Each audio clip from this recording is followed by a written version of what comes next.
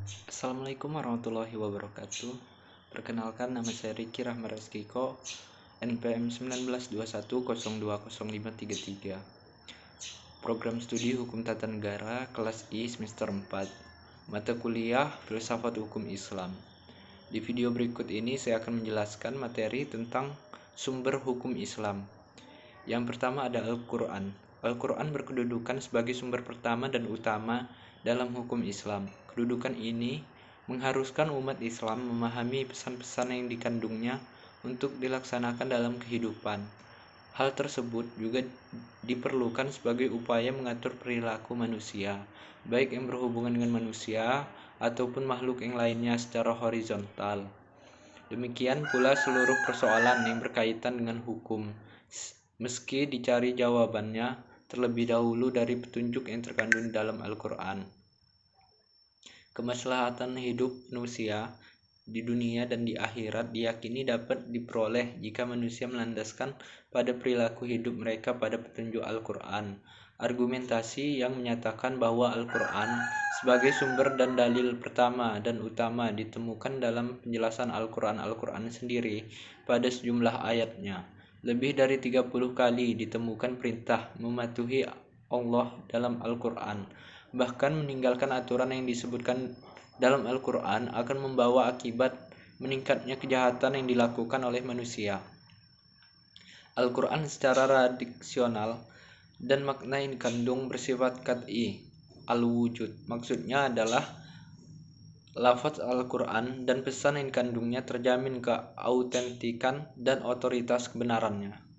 Keautentikan itu terjamin karena transformasi periwayatan secara keseluruhan mencapai tingkat mutawatir. Selain itu, jaminan keaslian Al-Quran mendapat intervensi langsung dari pemiliknya, yaitu Allah Subhanahu wa Ta'ala. Pada uraian sebelumnya telah dijelaskan bahwa Al-Quran sebagai sumber utama dan yang paling utama dari hukum Islam yang bersifat global membutuhkan penjelasan secara operasional.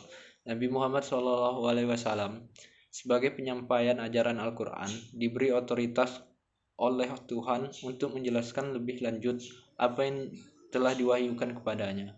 Dengan demikian, Al-Sunnah baik dalam bentuk perkataan, perbuatan maupun dalam bentuk takrir berkedudukan sebagai sumber kedua setelah Al-Quran.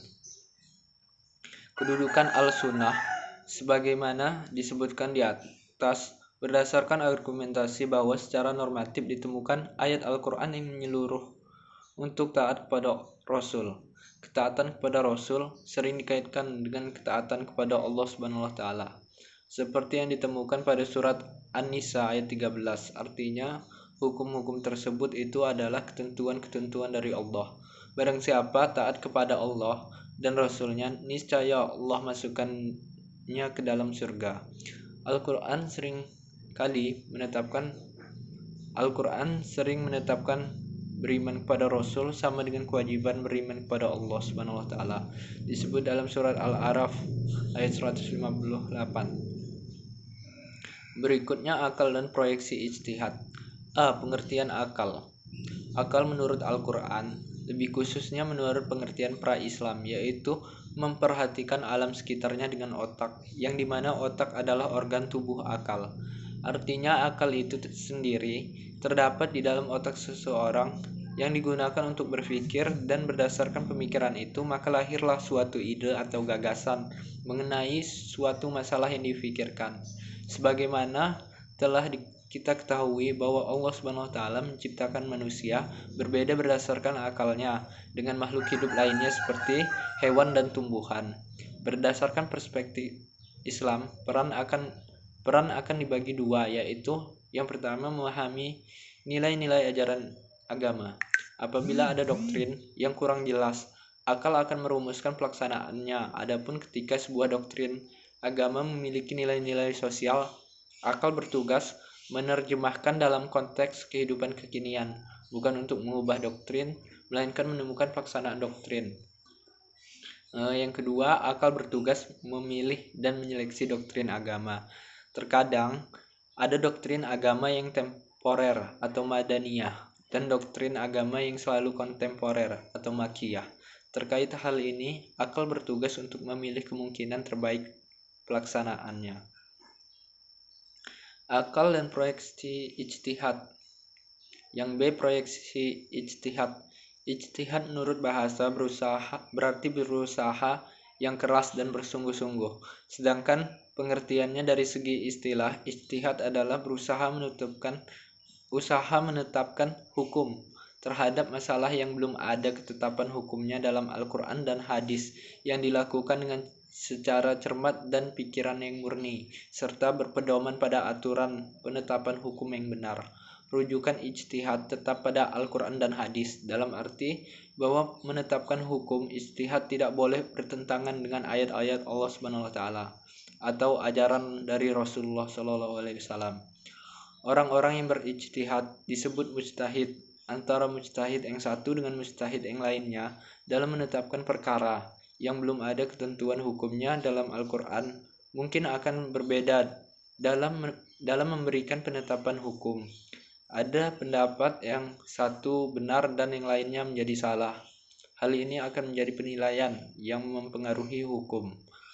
Ijtihad menjadi sumber hukum Islam yang ketiga, boleh dilakukan oleh siapa saja yang memiliki persyaratan minimal seperti memahami mafhum ayat atau hadis, memiliki atau menguasai ilmu alat seperti nahwu sorof, mengetahui latar belakang suatu ayat atau hadis, luas pemahaman terhadap pengetahuan Islam, memiliki loyalitas yang tinggi terhadap agama dan lain-lain sebagainya. Ijtihad diterapkan dengan beberapa cara, antara lain ijma dan qiyas. Ijma sendiri adalah kesepakatan para mujtahid pada suatu masa setelah Rasulullah wafat terhadap suatu masalah. Sedangkan qiyas adalah menetapkan hukum dengan cara menghubungkan suatu perkara yang sudah ada ketetapan hukumnya terhadap masalah lain yang dihadapi dan belum ada ketetapan hukumnya, sedang antara keduanya sama-sama memiliki sebab yang bisa dikatakan sepadan.